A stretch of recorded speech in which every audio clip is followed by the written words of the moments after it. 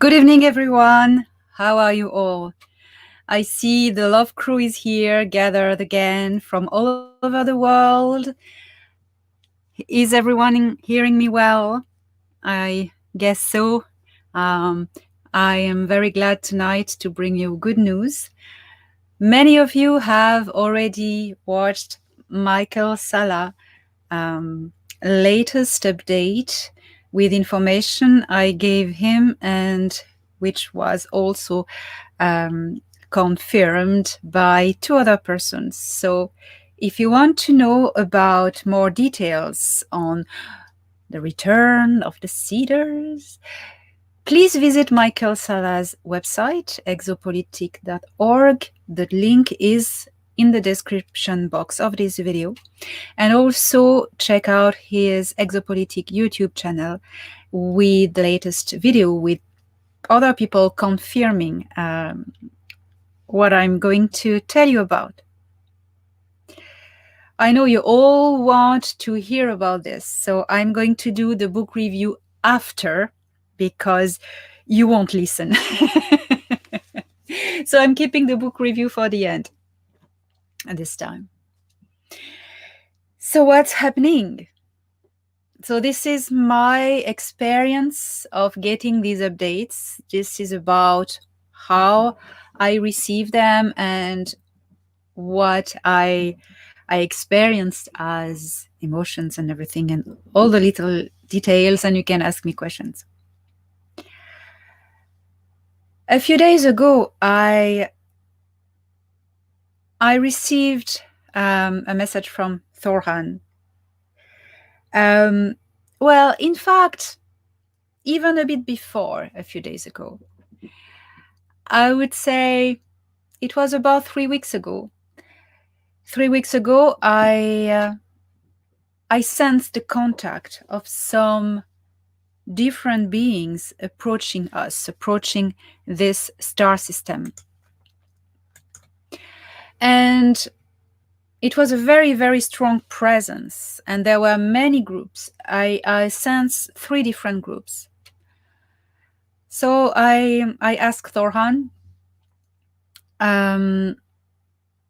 what it was about. So there are actually 3 groups that have been contacted. Well, two, I tell you about that. One that has been contacted 2 years ago by the Galactic Federation. These ones are on their way, but they will not finally have to intervene, but they come here, they're standing outside of the star system in case if their help is needed. This group is the Negumac. The Negumac come from a distant part of this galaxy. They are the arch enemies of the Sicars. Sicars are the Draco reptilians. They are quite independent. They are not part of the Federation. They're quite independent and they're very powerful. These ones will finally not intervene. It was planned that they would come and give enforcement, and they finally will not. So to have an idea of the Negumac Gnomopo, in my first book, A Gift from the Stars, I describe them. They look like the beast in Independence Days, the aliens in Independence Days. We are very glad, well, I am very glad, and I know it is a shared feeling with many people in the Federation, that they will finally not have to intervene. So these are the Negumac. Okay. They come from constellation Scorpius, from Antares star system. So we forget about these ones. Finally, they're not far from this star system, but they will not intervene. The second group is also independent, and they are the good part of the Anunnaki. The part of the faction of the Anunnaki who always try to save humanity. They are led by a being that is named Enki, and they are also far. They will not intervene, but just keep an eye, because it's a big show now. But what it is about, these are not the Seeders. Who are the Seeders? Who came before the Anunnaki? The Seeders are some people from the Intergalactic Confederation or Super Federation or Super Confederation. About names of institutions, you need to keep in mind that we are here translating in English or other languages from Earth, alien languages, which for the most part are way more evolved as languages than just only tongue language. Many of these races, and as we reach out higher levels of density, for instance, sixth density, language change. It becomes telepathic. You still may speak it, but it is a multidimensional language. What is a multidimensional language? A multidimensional language is a way of expression that involves not only sound are optional regarding to the cultures, the species, but the main data transfer is by holographic thoughts and ideas. What is a holographic thought? It's a projection of a thought that is going to manifest. It's like telepathy, but you receive a hologram in your head. I've received some messages. I've been communicating with some beings like this, and it's very interesting. It's like telepathy, but upgraded. So these languages cannot be translated word for word, because it contains so much more. So when we say we must not fight over terms like super federation, confederation, it's okay.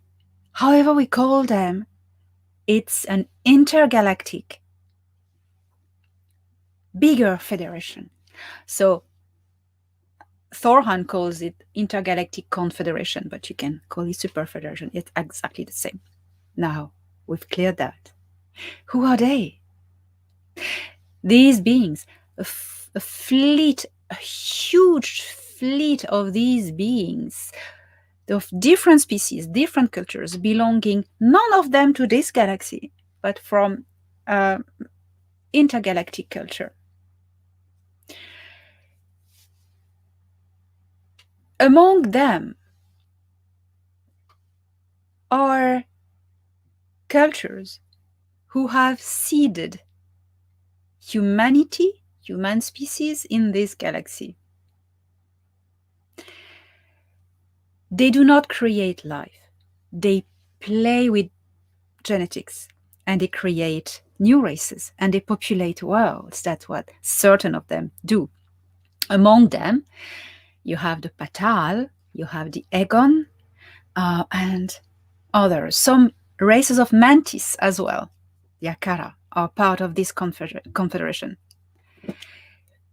They arrived, they were not asked, although there's been a communication recently between the Galactic Federation of Worlds of Nataru, this galaxy, and the Intergalactic Confederation. Because victory is here at our doors, these beings from the Intergalactic Confederation come to witness and to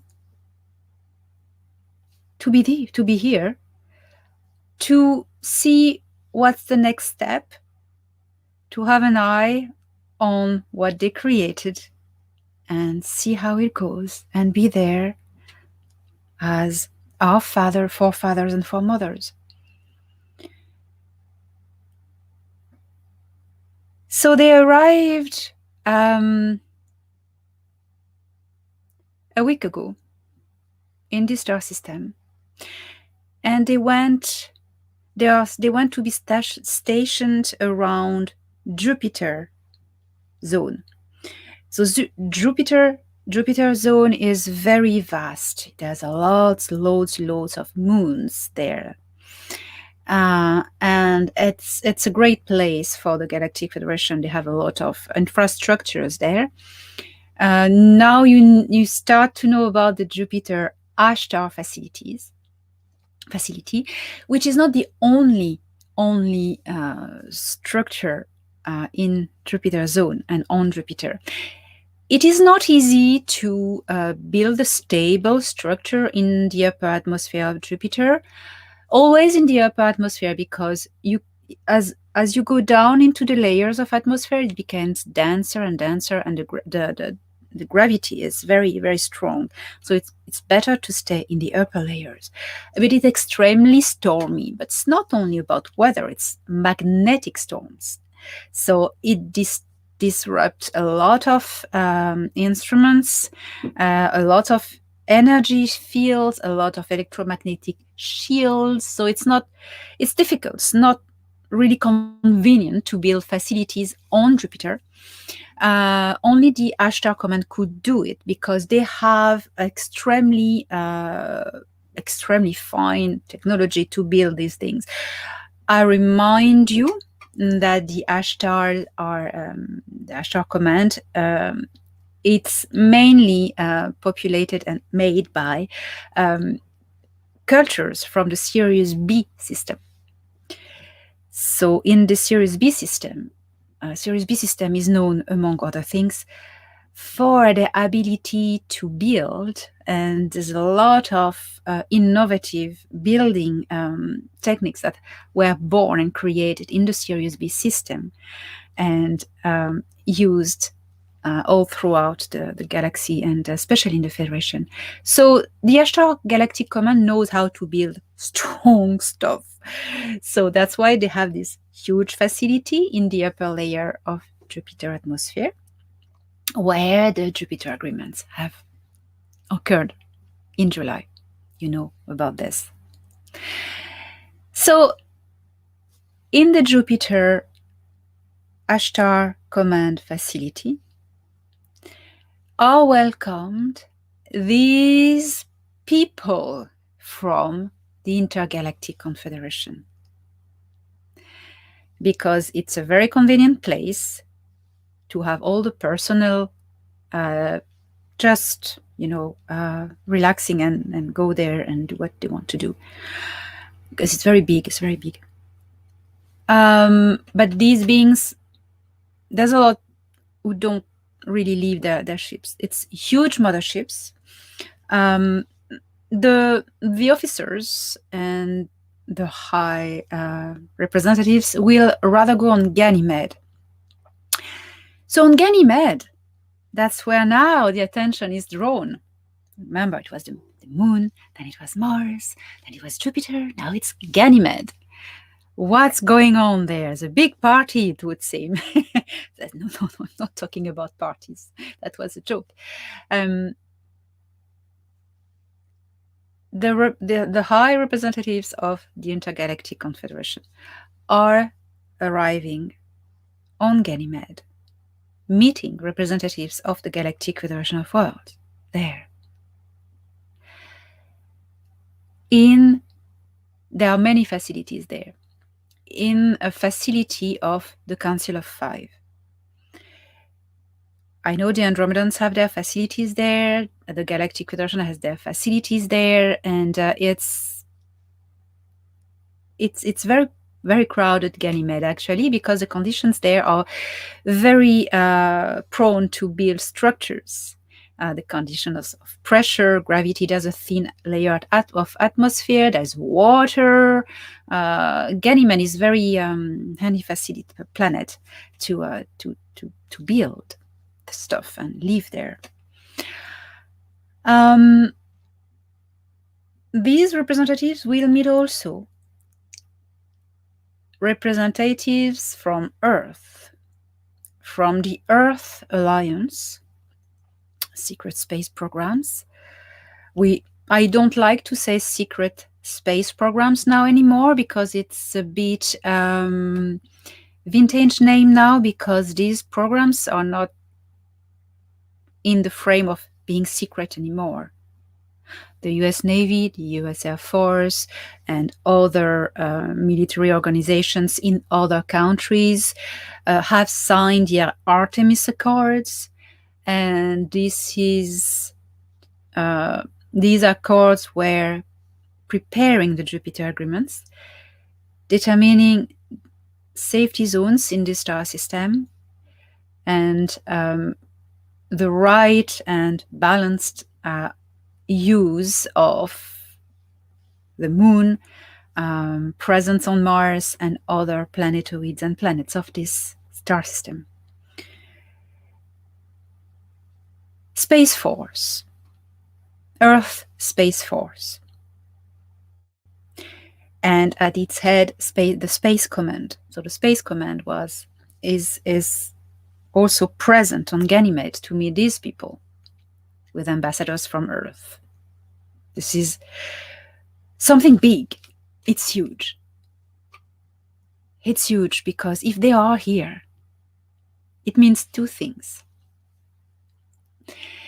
First thing, that whatever happened, if this war was to turn belly up even near to the victory, these people from the Intergalactic Confederation, they are so powerful that they would saw that straight away.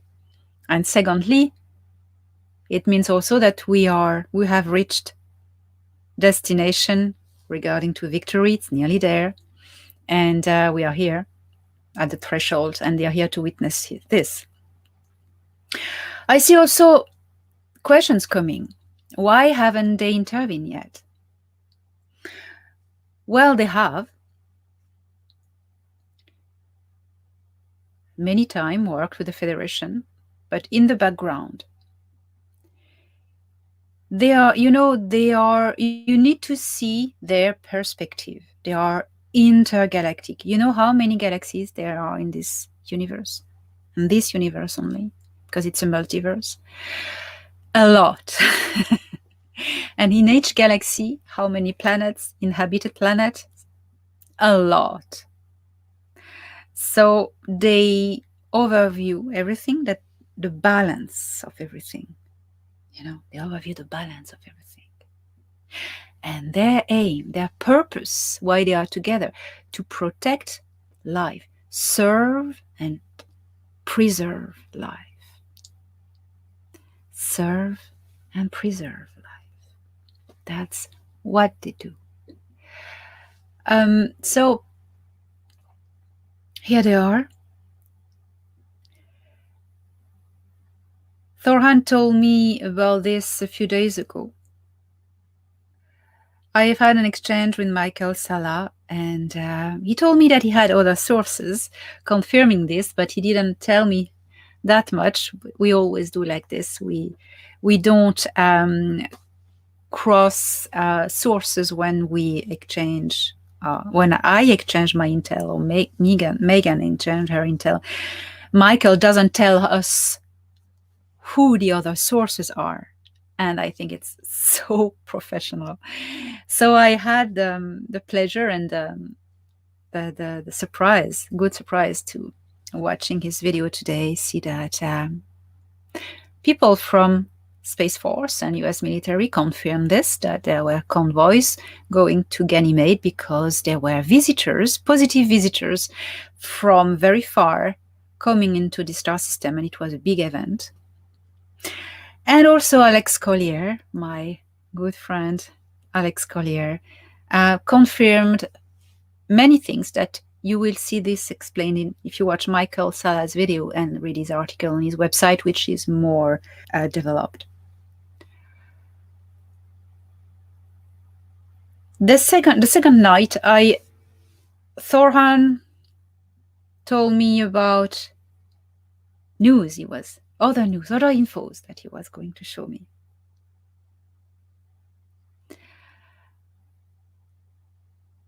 And by telepathy, you know that I can see through his eyes and he can see through mine.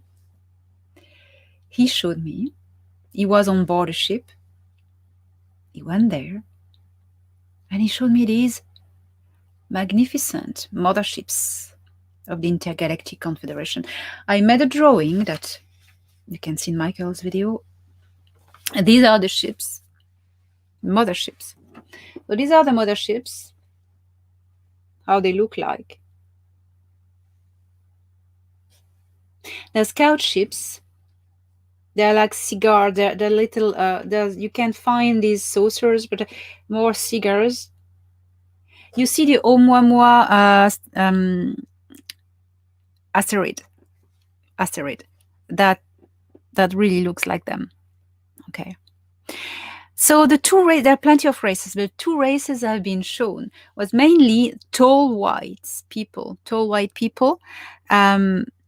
translucent, very translucent, magnificent, because they are in sixth density, they are much higher. And also these ones, I do not know this race. I don't know who they are, but they looked very wise and ancient. They are not from Nataru, so I don't know.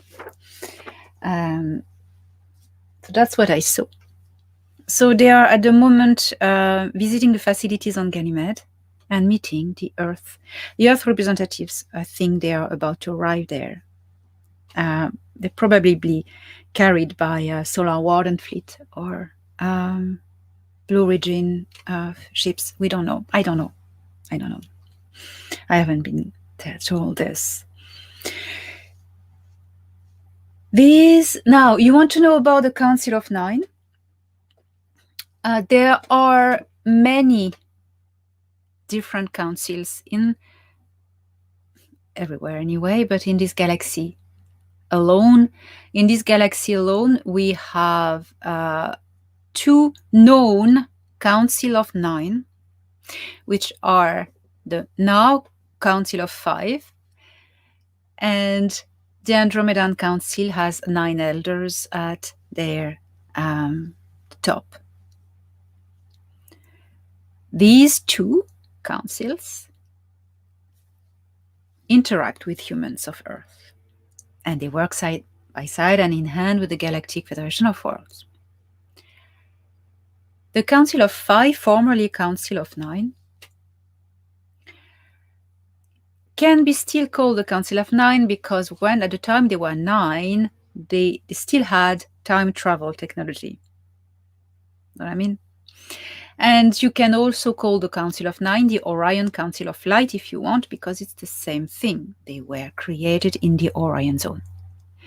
So we have 2 Council of Nine here. There's a third one now, the one that is at the management of the Intergalactic Confederation.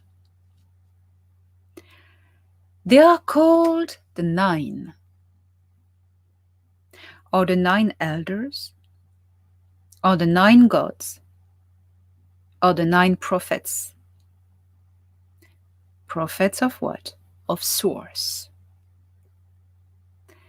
They are pure consciousness, but not merge with Source yet. They are the last level before Source.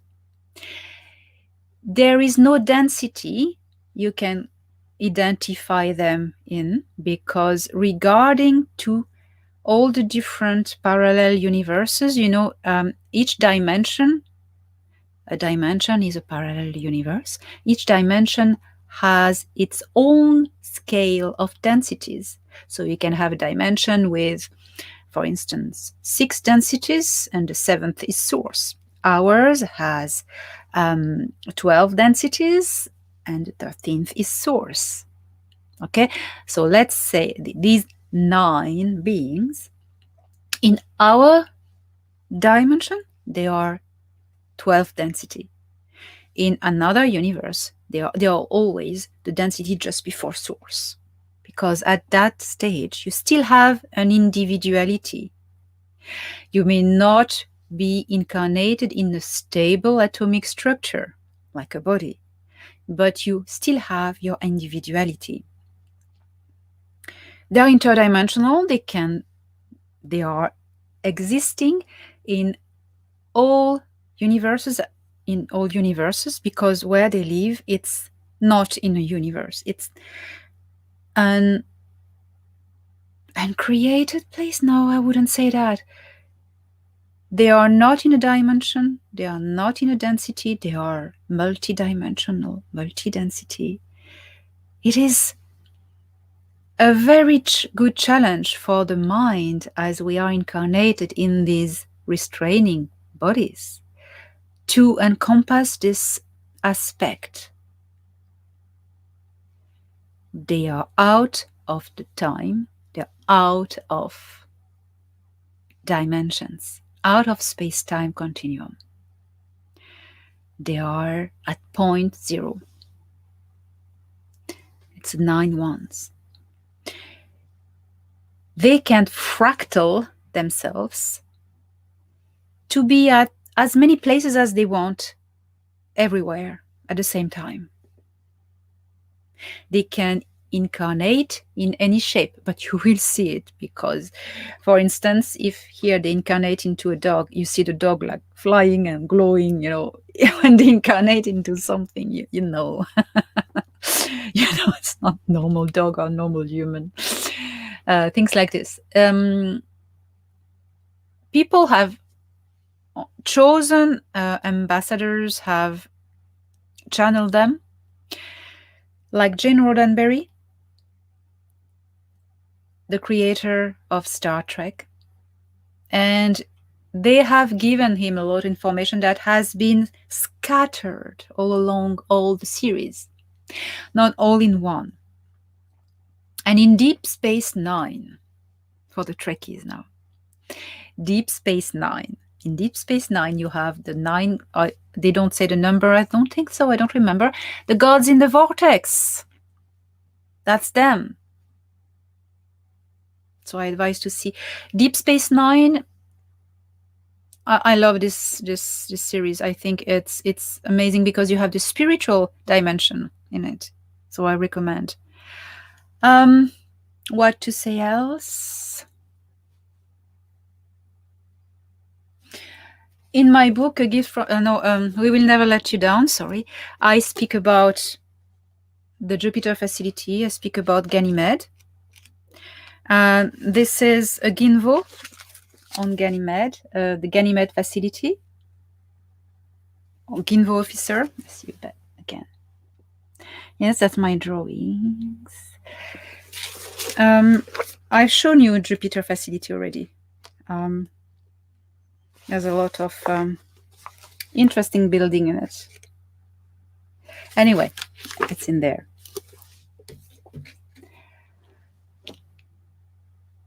Here is what I could say. Oh yes, when I connected Thorhan telepathically, the second day that he showed me his ship. In fact, he was in a Ohorai ship. Why was he in a Ohorai ship, not in a Ahel Federation scout ship or his command ship? Why did he go in a Ohorai ship? Because the Ohorai are 6 density, and these beings as well. So then it could be at their level. And now they are wearing suits and belts that lowers down their density. That's how they are going to meet the Earth representatives on Ganymede. They're lowering down their densities. They can play. As you reach higher levels of densities, you reach out to higher powers. So you can materialize, densify in lower densities if you want. So that's handy. The Ohorai ship is spherical. What is Ohorai? The Ohorai, who knows who the Ohorai are? Yes, they are the Arcturians. We call them Arcturian, but Arcturus is a name from Earth, from the Greek mythology. So they name themselves the Ohorai. So these ships are spherical. It's beautiful inside. It's very bright. It's very glowing. You can pass through walls. There's no doors. It's very interesting. And he went. I was just connected. I wasn't there. He went under the belly of a mothership, and we passed just under it. Wow, it was amazing. And there was an opening. I'll do drawings. I haven't had the time yet. It's like mad. And the sphere entered into the opening. It was amazing. There was a tunnel and then a kind of big landing bay. But it's not the landing bays like you see in the sci-fi movies, like square and like a hole. No, it was very organic with curves and strange structure and very organic, like if you are entering in a crystal cluster. But it's not crystals, it's shapes, translucent. Oh my.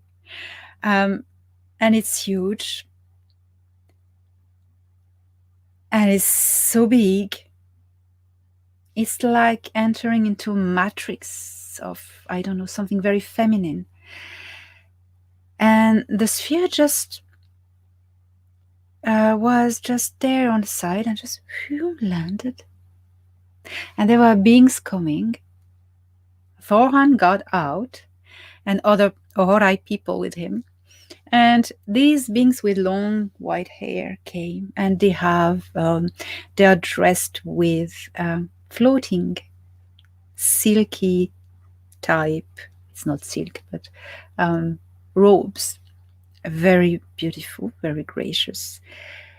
The language that I heard, because I was connected to Thorhan's head, was a telepathic language. No words spoken, but frequencies.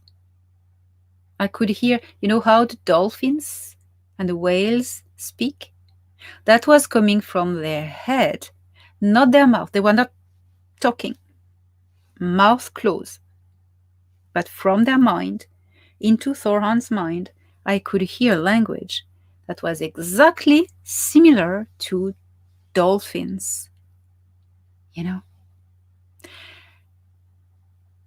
And there were images. I couldn't really feel the images. See, I start to be used to this language because although I was connected by telepathy to Thorhan, there were some holographic concepts that I couldn't see. because it was in another part of his head. I told you in my book, in this book, I tell you about the different types of telepathy. I was connected by the implant, so it was telepathy very strong and basic level. The level these beings were communicating with him was higher level telepathy. It's just I explain this, the different telepathic level of communication. It was very peaceful. I felt Thorhan changing frequency and becoming very peaceful, appeased by these beings. He's always peaceful, but you know. And there were a sense of family, of home. And he came back to the ship, and they left. And this was for me to witness a magnificent experience. Of course, I'm writing all this, and you'll get it one day. But I am so excited to share this with you. Such a privilege, and I really wish you were all connected with me at that moment, or that there's a device that could broadcast here on this YouTube what I saw. But fortunately, when I came in this existence, I picked the tool. Good at drawing, so you'll get that. What to say else? I think this is it for the moment. I'm going to take some questions. Here we go. So, oh, I see donations. I see super chat. I'm very grateful. Thank you so much. Thank you so much. I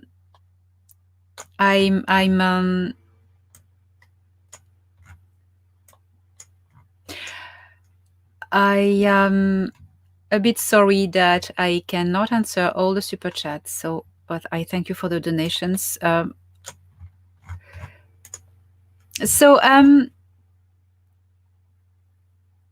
Someone asked if there are any updates.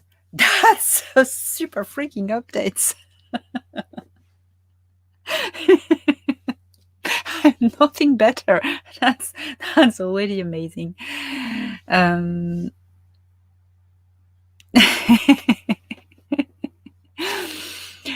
So what do you want me to tell you about this? Oh, hey, Mystic Liza. What will be first ET race for contact? I don't know, but they may be there. The Intergalactic Confederation. They may be among those who will make contact. So they are here to decide if and when, if we are ready for contact, or if it needs to wait again a little bit, and how are we going to do that? Contact with these humans, civilian contact, because the army and governments already are in contact with them since like 1940s. But we're talking now about civilian contact. So they are here to decide when and how to do that, because they're going to do that. There's a friend of mine, probably he's listening here, is hearing here. His name is Pablo. He lives in Mexico. Hi, Pablo. Pablo, you sent me photos a week ago about spaceships. Well, it wasn't photos, it was drawings, because you couldn't take any photos. Amazing ships from the Federation that we could totally identify. One was a Corandi ship, and the other ones I don't remember. And I asked Thorhan, I said, look, Pablo saw these ships. He said, oh, yes, the Federation ships. And I say, Pablo asked, what does it mean? Why has he seen these ships in his area? And he said, oh, it's because contact is near. By near, he meant soon. So how about that? And a few days later, got this intel that the Cedars were back.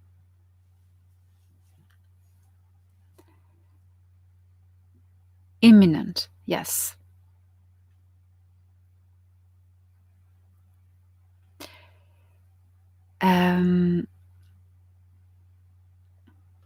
Laiba has a very good question. Are these beings able to telepathically contact with star seeds, and do they assist? Yes. Yes, yes, absolutely. They are. They are. They are. Next Wednesday, I will do a special Q&A about contacting your star family and your guides and how does it work. Because I always say, be careful, don't try to channel other beings than your guides, blah, blah, blah. But then how do you contact your guides? There are videos on workshops on my website, which are very elaborate, but I do a special Q&A for how to contact your star family. So these beings contact people if they are already the beings from the Intergalactic Confederation. How does Thoran call it? Aura 2, something Aura 2. I don't remember. Oh, they call them Do, the Guardians. Do means the Guardians. Or the Watchers. Guardians or the Watchers. Do. Watchers, not like a freak, like a stalker. No. Watchers, like the Guardians, those who look after, who watch over,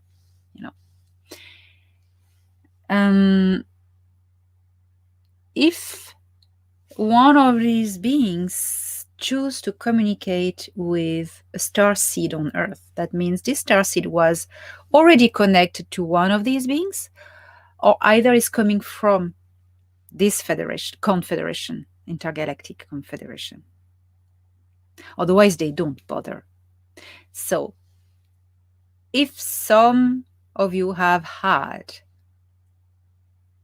contacts with beings from this Intergalactic Confederation, the more common are the Patal or the Egoni. It's because you already have a link with them. Of course, there's always a danger to be hacked and the enemy pretending to be them. That happens a lot at the moment. I've done many videos on that. Talk about that next time. If they contact people, it's because these people are star seeds from this Intergalactic Confederation. That's all. And like they are their star family or guides. That's it. Hope it helps. Oh, I see. Thank you for your... I see a question here from Super Chat from Lucy. Thank you, Lucy. Lucy asks, I hear a lot about the roles of the masculine. What role do a feminine have on their planet or on the ship? Well, I don't know because I don't know these races I've been told about. The beings, the humanoid ones with the long white hair, I could identify male and females. So the ones who were with long neck, no hair, and more still human but different. I don't know. I couldn't distinguish the genders, and if they all have genders.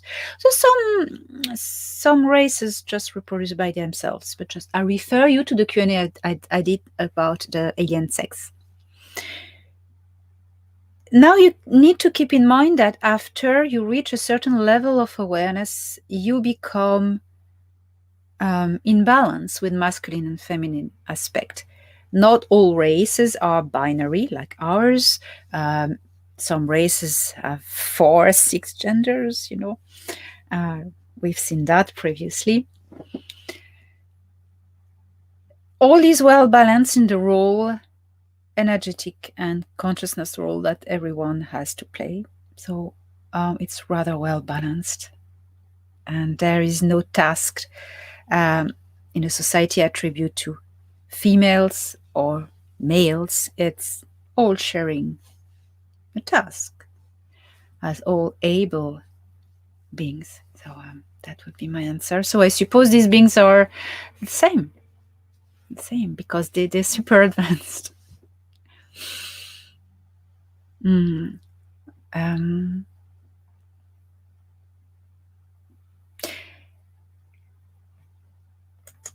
so someone asked me what. Well, here you go. Here you are. From Mush 09. What was the color of the ships in the convoy? White, creamy white, with golden yellowish patterns like rails underneath and circles. And there were like two saucers, a little bit of point on the top. And in the middle, there was like habitat, like a ring, like glass windows, I don't know, it was like glass windows, but it looked like. And you could really see that there are all the quarters behind, and all the lights and all the life behind it. So that's how they look like, and the color.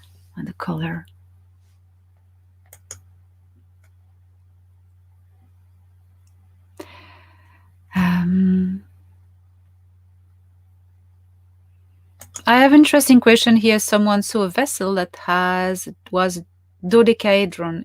From Orion. That's the Egaroth, from either Al Nilam or either Mesa. Like Anax. Anax has one of these ships. Okay, question now. How do they breathe on the ships and other planets? Do they have to have oxygen, or do you wear something for oxygen while you're there? So again, it depends on the technology. In the Federation, they put every technology in common. So you cannot breathe in other atmospheres that are not exactly yours, okay? Because you start to have problems. So there are things to palliate to this. You have environmental suits, which are suits that create an energy field around you, an electromagnetic field, and this modifies the atmosphere as well, so you can breathe. It's like a filter, and it transforms the molecule and creates the gases you need to breathe. So other than the suit, it can be also a belt. This frequency belt, that's what they do. Otherwise, an implant, a medical implant in your body somewhere, can do the trick as well. Modify you, then your biology. You enter the data of the what you need, but that's a technology that's super advanced, more than the suits, because then you modify your like genetics. Like imagine a body that needs oxygen and carbon to breathe. Suddenly, will it breathe on an atmosphere with methane? Methane. I don't know. They do that. They can transform, but I think that's for just certain races that are able to do that. Humans don't do that. I've never seen humans. I've always seen humans with these suits, and or plus and these belts. So that's how they do. Then when you have conditions that are really harsher, like no atmosphere or things like that, then you have a different environmental suit with a helmet, and they're thicker. That's when you have problems with temperature, like that the body suit, the skin tight environmental suit doesn't, how to say, smart suit doesn't work anymore. It's too much. So then they have another one on the top of it, which looks like plastic, smooth plastic, transparent, and that's the trick. Thank you for your question. There Thank you for your donation. I see a question from Shide Talk. You ask, do ETs have alphabets and handwriting or books like us? That's interesting. Again, depending on the cultures, of course. Before I disappear, I read the next question and then I reply. Okay. Yes, some races have writings. Some races have writings. I haven't seen. I've seen a lot, but not everything. Okay. I can just tell you of my experience, what I've seen. Some race I haven't seen like written letter by letter and sound by sound. The few written alphabets I've seen is like Japanese or Chinese or no, Japanese or Chinese is ideograms, and it conveys a hologram. It's holographic writing, hologram or concept, an idea. It's very rich with data. You know, for instance, a book can be just a hologram, just a symbol. Imagine, it's quite impressive.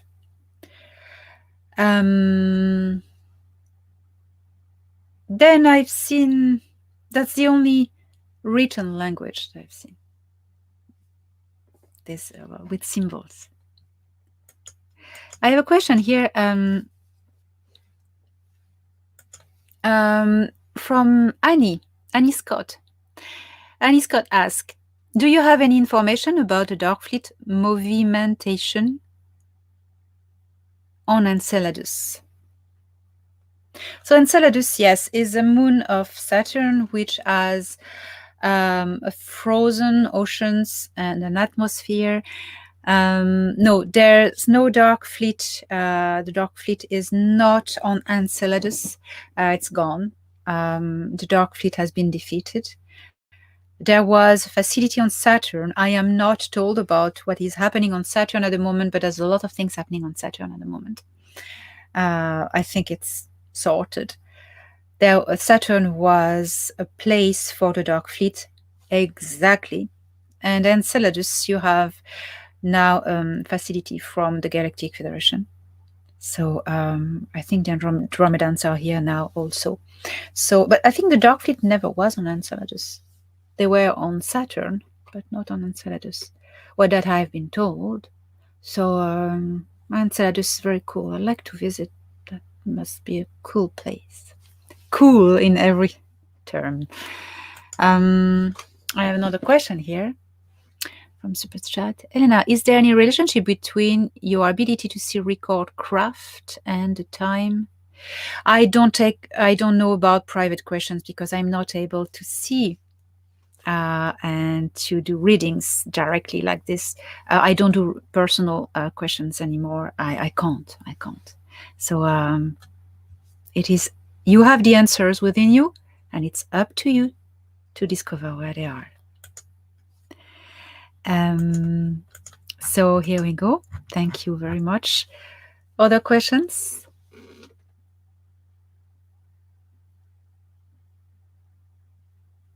So someone asked the updates on Earth, Zola. Well, on Earth, maybe it's less 5% of clearing in the undergrounds, and it's going very well. So, bit of patience, and that's all I can say. And there is a lot of, it's not the subject of tonight, but you know that the Dark Alliance losing is trying to anchor in the psyche of people a negative timeline with doom and gloom and loss of hope. Because hope is the thing that fuels victory. With no hope, we're doomed. Hope is what keeps us going as a species. Hope is the resilience of life. Hope is the movement of the universe. The resilience to always believe that we're going to make it. That is why species are still alive. That is why, as individuals, We go through horrendous challenges sometimes. If we haven't had hope at a certain moment, we wouldn't have gone through it. Believing we will make it is what keeps us going, keeps the strength and the fire in the chest. Hope is the fuel for victory. So never lose it. Never lose it. Even when you are told, oh, you have lost. Keep hope. You never know. If you don't fight, how will you win? Now,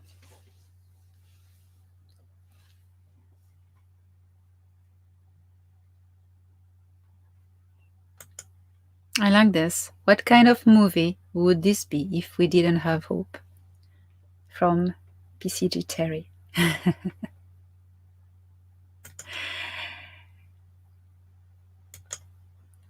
Yes. Someone asked if some beings have can you tell us about the black holes? Thank you. Oh, that's a very interesting question, Carl. Thank you. Black holes are a star, most of the time a star collapsing on itself that has reached the end of life.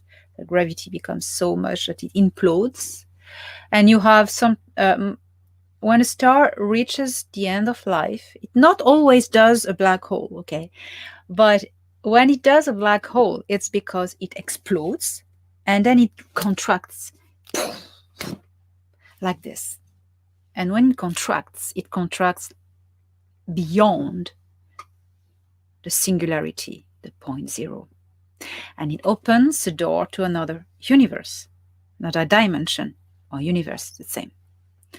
So that's what a black hole is. I don't think you can go through a black hole because you're crushed to point zero gravity if you have matter. If you're consciousness, you can. But if you are embodied in a flesh vessel or a ship, you got destroyed before you reach the singularity. Now, some black holes, as we call, open vortices in the space-time continuum, and it becomes a wormhole. Okay, wormholes are not always created from black holes. They can be created by the distortion of the space-time continuum, and sometimes they're natural phenomenon. A wormhole is a black hole without a singularity.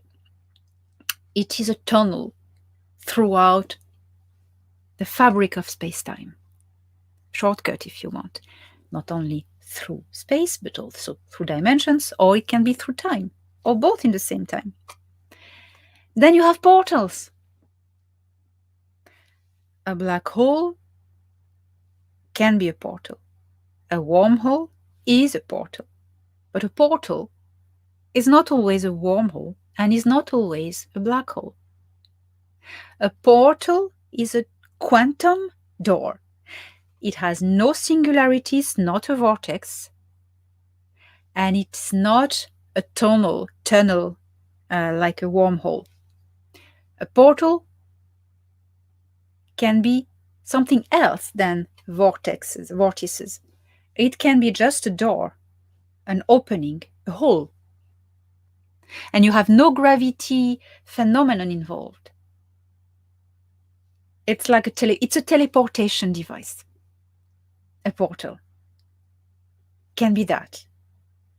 But remember, a wormhole can be also efficient as a portal, like a door towards something else, and a wormhole as well, the door towards something else. But portals are way much more than these two things. I hope it helps. That was a great question. I like these questions. You're welcome.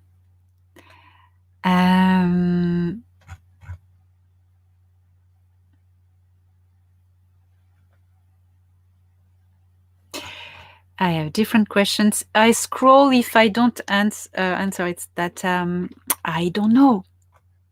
I don't know.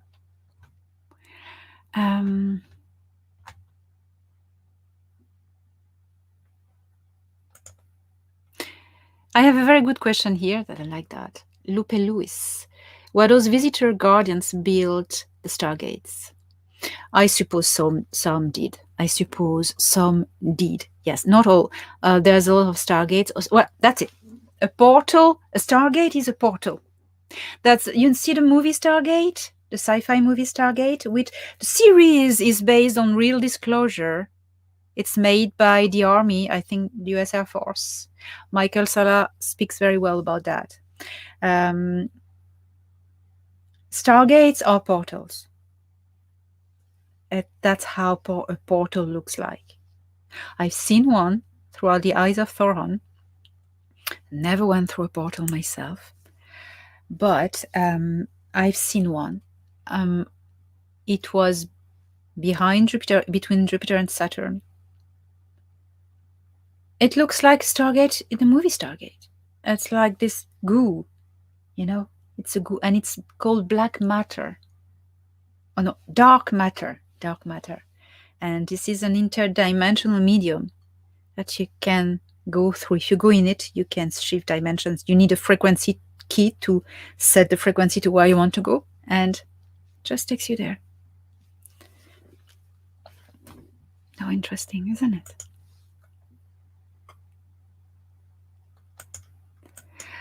Disheri asked me a very, very good question. Are these beings also known as the guardians, the progenitors, and even the biblical Elohim? So, yes, they call the beings from the Intergalactic Confederation call themselves the guardians. Here in Taami, the official language of diplomatic language of spoken language of Nataru, they are called Do. Do means guardians. Yes, the progenitors, yes. Thoron calls them the forefathers and the foremothers of the seeded humanity in this galaxy. Not forgetting that they are not the only one who intervene in our genetics on Earth. We have 22 different genetics, and it's not only these ones, the Do, who played with it.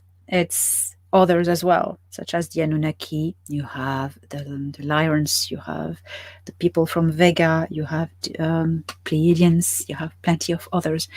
Something to keep in mind, okay?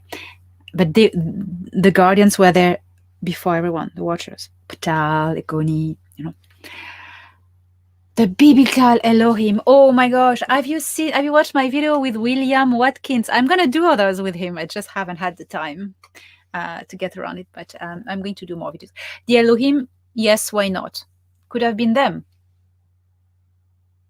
I do not have the answer to this question, but my opinion is that why not?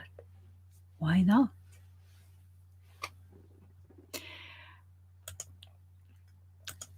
What other questions I have? Oh, thank you very much for your support. No, I need to answer this one because and I try to find it because I want to pin it to the screen.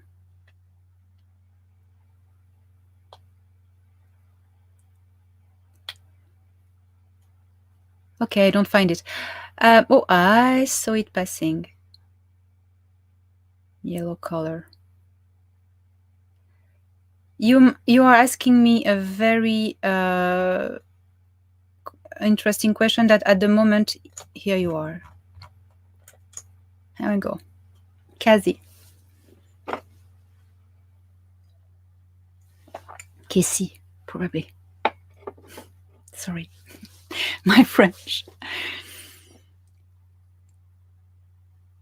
Will we experience an obvious solar flash soon that will expand our consciousness? My answer is no, for two reasons. 3 reasons actually. We are entering a solar minimum. And the cycle, the 11th cycle of the sun, no, it's not the 11th, but this cycle is a very low and tranquil cycle. There is not going to be a solar scary flash. Second reason, this is scaring people about cosmic event is part of the PSYOP operation to scare the shit out of you, that it takes your power away, you're going to panic and lose it and become emotionally dependent to a prediction and like drugged to those who give this prediction and try to scatter yourself to find other correlations about this, and you're scared and I'm gonna die, those I love, and blah blah, all that. You're not concentrating on lifting your frequency and get it out of the matrix. Matrix is not there, but we still need to raise our frequency. The third reason is you do not need a solar flash to raise your consciousness. This is a process that us as individuals are meant to do by ourselves. As the law of evolution, we all evolve in consciousness. As we evolve in maturity, in wisdom, in density, we also evolve in consciousness. This is part of the development and the evolution of each species. No one at any moment needs a catastrophic event to switch on your consciousness. This is wrong. We all have the ability, by just connecting to ourselves, to who we truly are. Remember who you are. Who are you? I'm addressing to everyone. You are an extremely powerful being. You are all very special. And the potential in each of you is unbelievable. It's just the beginning. You may all at that stage have had your dark night of the soul. You have awakened, most of you. For those who haven't, it's coming. But that is not the finality. Awakening after the dark night of the soul is the starting point. It's just the start. You're free. You can fly now. The butterfly, you're a butterfly. Congratulations. Now you can fly. You can fly and you can reach higher levels of consciousness. You do not need a scary solar event for that. That's BS. Work. Anyone who tells you you need to wait, sit and wait, a solar event is going to do that for you. Or something else is going to do that for you, or save you, or awaken you. That's taking your power away. Anyone that tells you to wait and eat popcorn or wait that a solar flash does something or whatever, it's taking your power away. Then you wait and you freak out, which lowers your frequency. I think it's wrong. Now that's what I think, what I believe, and it's up to you to, if it resonates with you or not. That's what I say if you ask me the question. I hope it helps you, Cassie. Now, yeah, we all have the power in every one of us.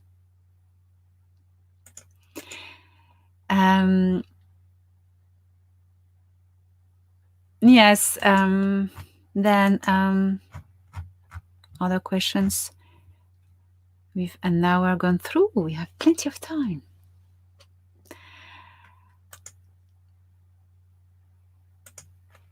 So,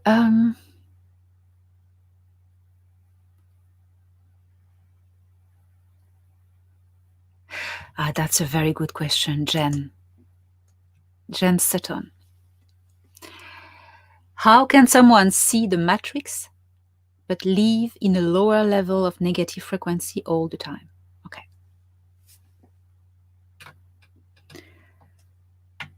In fact, we need to realize that the matrix is a mind tricks.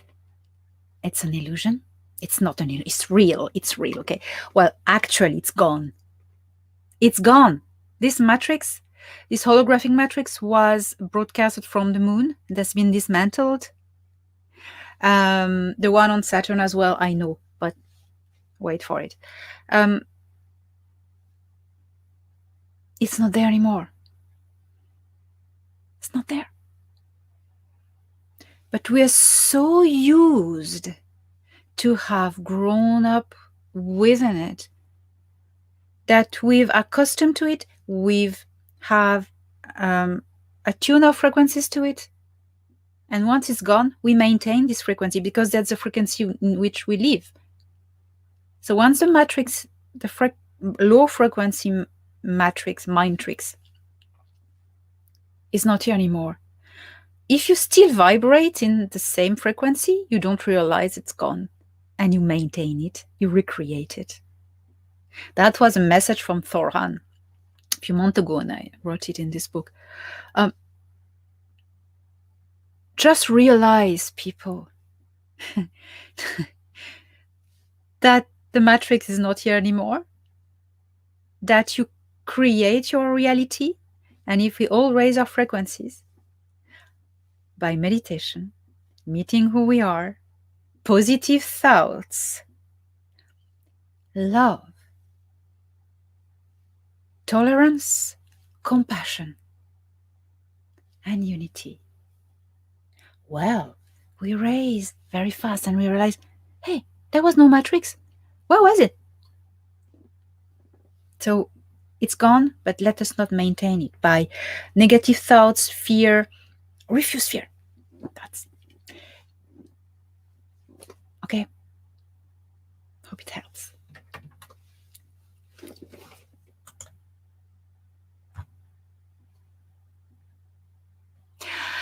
That's a good question. So, from Claudia, please discuss the energy of Mother Sophia. Okay. Sophia is the Greek goddess of wisdom. It's a Greek name, actually. It's a Greek goddess of wisdom. So it's an archetype of wisdom regarding to the Greek mythology.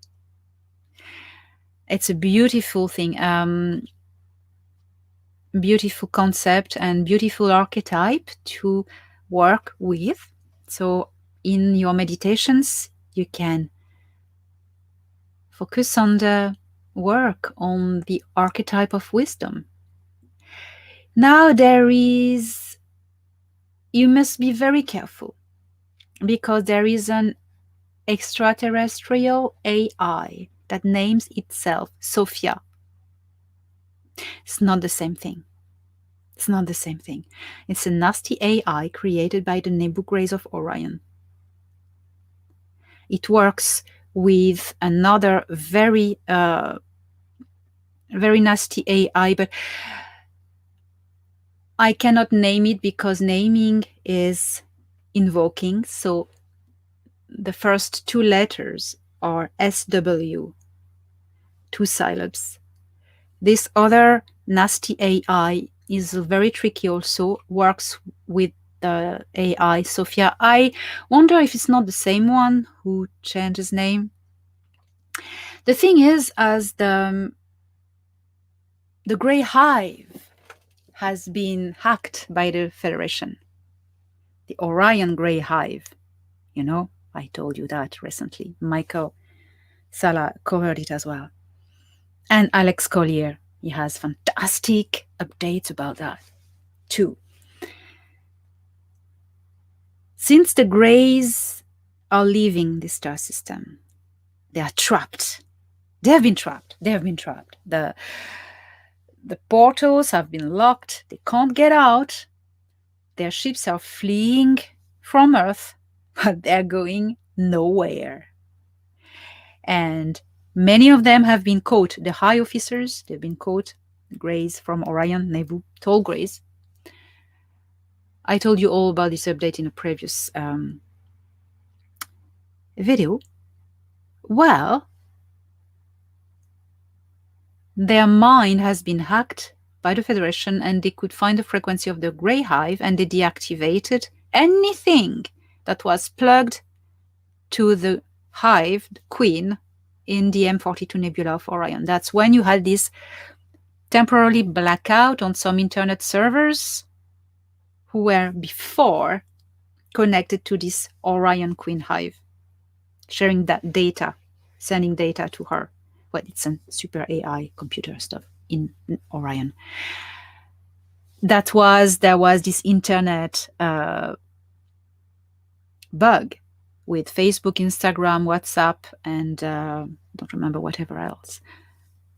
Now it's in the hands of the Alliance, the Earth Alliance, and it's going to change slowly. But it's not anymore sending all your data to Orion. Imagine, that's a big step. So since anything in this star system has been disconnected from the Orion hive, the queen, to disconnect all the greys here, they've all been spotted by frequency, and they've all been disconnected from their hive. They have been lost now and arrested. And so do the AIs that they have created. The few Greys AIs that have that are here. They're traps too. And believe me, they're not going towards their good days, because either they've been disintegrated, or either it's coming. So if you work with the metaphysical concept of Sophia, the goddess of wisdom, be careful. Maybe wait a little bit, because there's another AI still roaming around that bears the same name. You wouldn't want to invoke this one. So that would be my advice.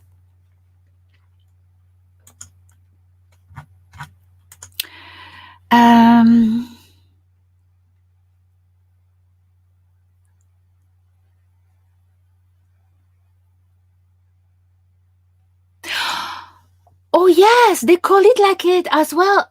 Thank you to remind me, user. Yes, Sophia, by the way, is the realistic creepy robot on every news. It's not the same AI, but they gave it this name because it's the same people who created it's Nebu Orion technology. They created the Sophia AI that is non-corporal. It's going around. Yes. Well done. Yes. So it's the same people behind. Yeah. There's a good question here. How soon will all the negative energy transform on Terra into positive, loving energies? It's now. It's happening. It has started. We've reached a tipping point. We've went over the required numbers. We've tipped it. We're on the good timeline. And love is taking over. Look how people unite all around the world. And these bad things that have happened, it was to help us.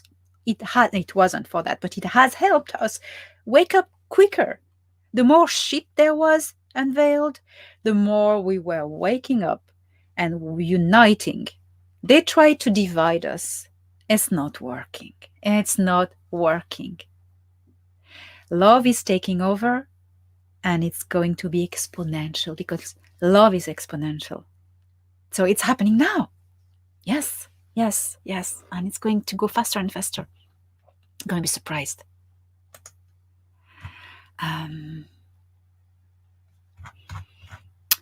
See if I can spot other interesting question. I'm going to tell you now about, you know what I'm going to do? I'm going to do the book reviews. take a few last questions and bid you farewell to last week, but not yet. So, book reviews. We do book reviews now. Books I have liked or worked on. First book I want to tell you about, you find the links in the description box of this video. The first book, we are the 13th of October, and soon in the North Hemisphere of Earth, it's the Autumn Festival of Halloween. Samhain in ancient Celtic tradition is the celebration of renewal. It's a celebration of letting go. The trees are showing us how beautiful it is to let go. How we need to let go what we do not need to cross the winter. That is what the Festival of Samhain is about. The 1st of November. So this book, written by Lucas Wood, who is a scholar and a druid, a very knowledgeable person. I do a lot of drawings for him, illustrations. So yeah, you have my illustrations in it, like this one, for instance. That's a she. That's my illustrations. Yes. For instance, there's plenty of them in it. So I think it's a Samhain, Halloween is coming. So I think it's a great gift to offer to people who are interested in knowing. So it's about the origins of the festival of Samhain, or the festival of Halloween, the origin. And you have all the traditions in the world, like pagan. You have the pagan traditions of burning wheels of straw. You have people dancing around the fires to celebrate the heat and life through winter. It's very interesting. That's the carved turnips. That was the ancestors of the first pumpkins. Beautiful explanation. So Samhain, but Lucas Wood, you see and you have my illustrations in it. So what to ask more for more? Second book that I love this one. I love this one. What is it? What is it? It is a book that opened my mind on the new human, Mary Rodwell. Who hasn't got this book? You need to have it. Mary Rodwell, you see the link in the description box. What is it about? Mary Rodwell gathered testimonies of children and young people, starseeds, telling about their coming here, their incarnation. She describes their visions, their way of telepathically talking, expressing themselves, the links with autism, all their drawings from children, a lot descriptions of the beings they meet, plenty of drawings and descriptions of starseed children. That is absolutely it's Bible. And so they talk about children going on ships and being taught by tall grays, but nice ones. And I read that, I went, oh, I know. Children starseeds being taken by family ETs, wonderful, loving beings on ships, and they're taught about starseed stuff and medically checked. That's the Council of Five, or the Orion Council of Light. That's them. That's what they do. That's what they do. And that's what Anax does as well. So I really recommend that. The New Human by Mary Rodwell. Really a must. And the third one, I cannot not talk about this book. Michael Salla, Dr. Michael Salla. So this one, he's written six books, and that's one of them. The US Navy's Secret Space Program. So find the link in the description. This is very, very enlightening. If you want to understand what Val Thor has been doing when he was at the Pentagon and all the programs of collaboration created between the US Navy and the Galactic Federation of Worlds. You have stories of William Tompkins in it. You have many interesting people giving their testimonies.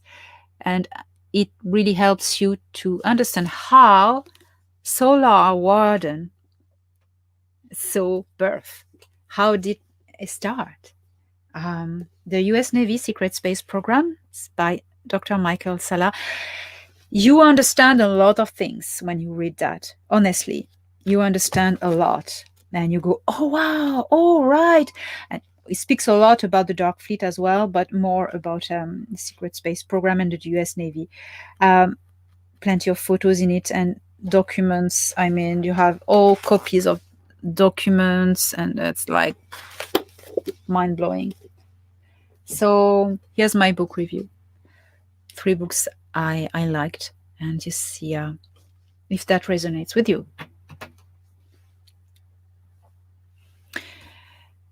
If you have any other questions about the Intergalactic Confederation, I'm very happy to answer. Otherwise, I'm going to take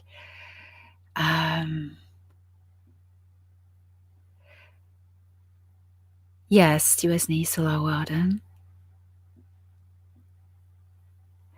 Someone asked about Syrians from Sirius B. It's crowded with life. It's crowded with life. I speak a lot about them in my first book. There are, I know the Ashtar, Galactic Ashtar command comes from the Sirius B system, but you have, well, it's all explained. It will be a whole session about it, a whole Q&A about Sirius. I think I did it. I must not remember.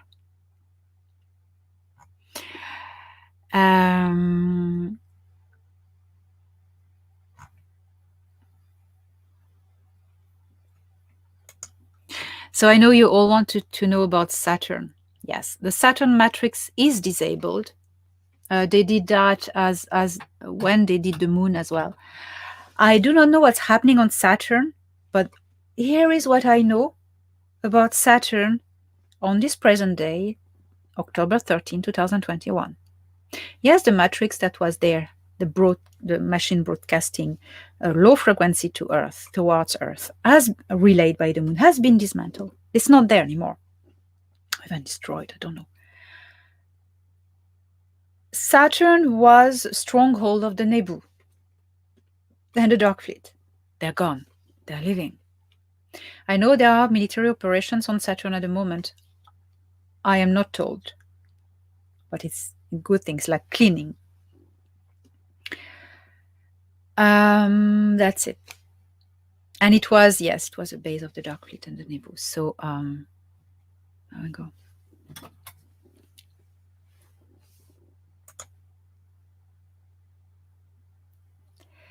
I don't know who are the Charistes. I never heard. Maybe you. I don't know. Someone knows.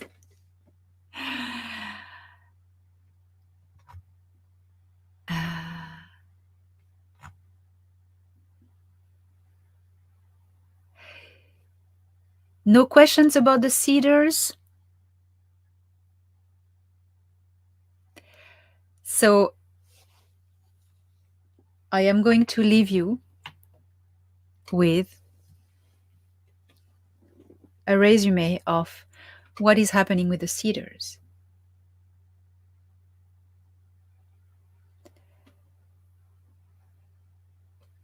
The Intergalactic Confederation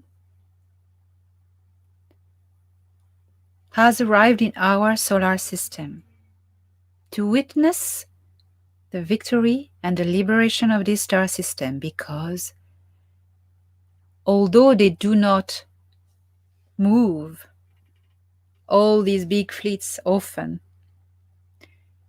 they did it this time. Because of the liberation of this star system depends the fate of this whole galaxy.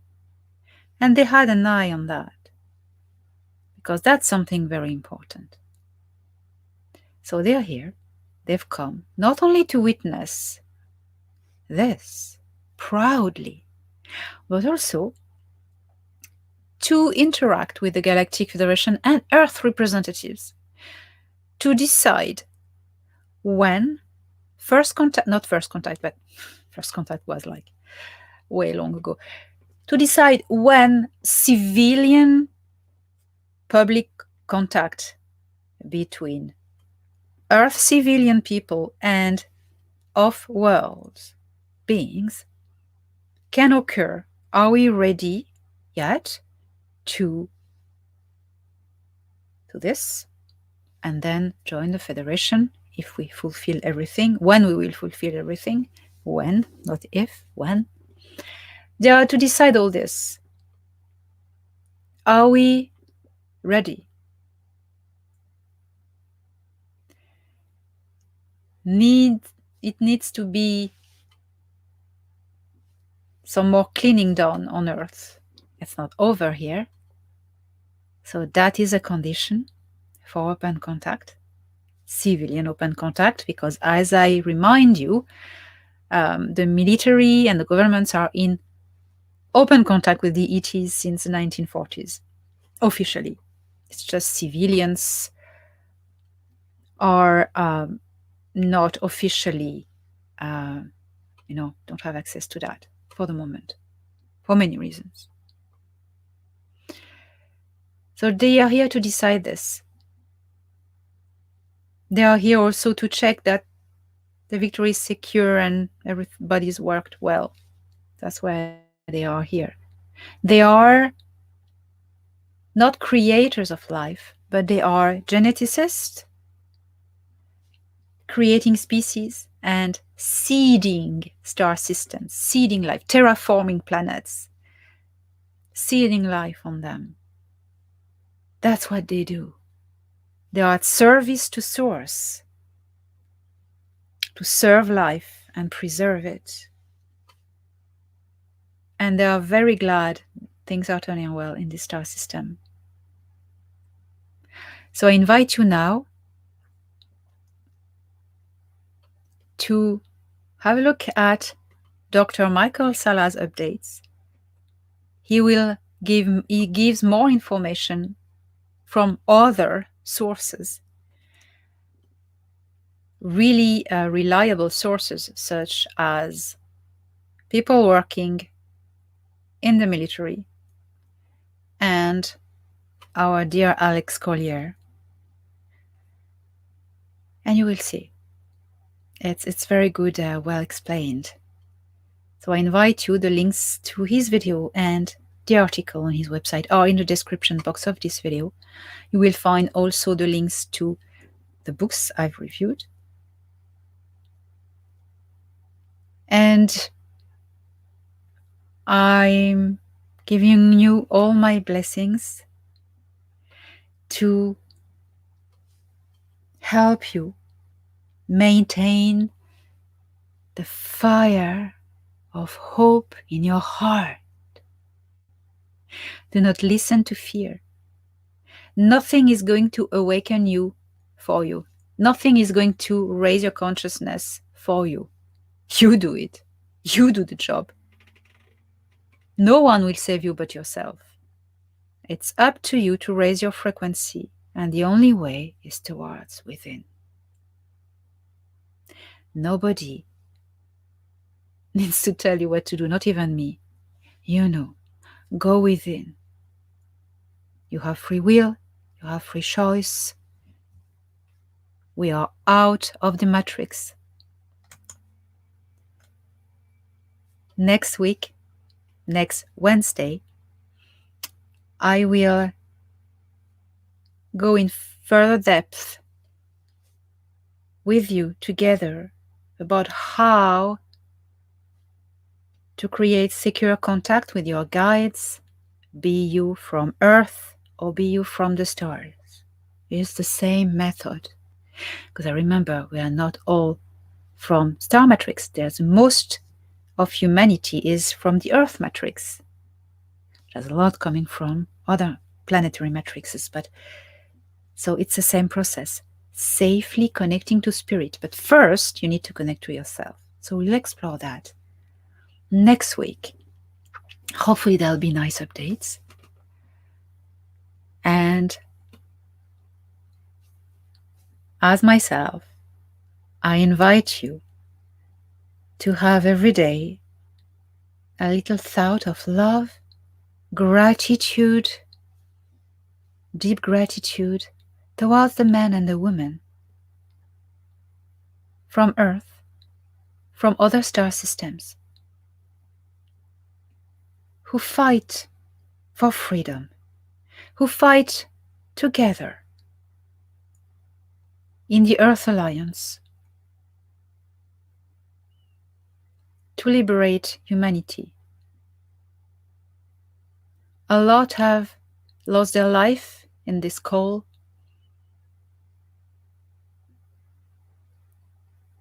So I honor every day their courage, their resilience,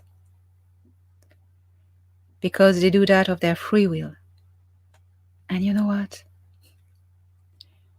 Because they have hope.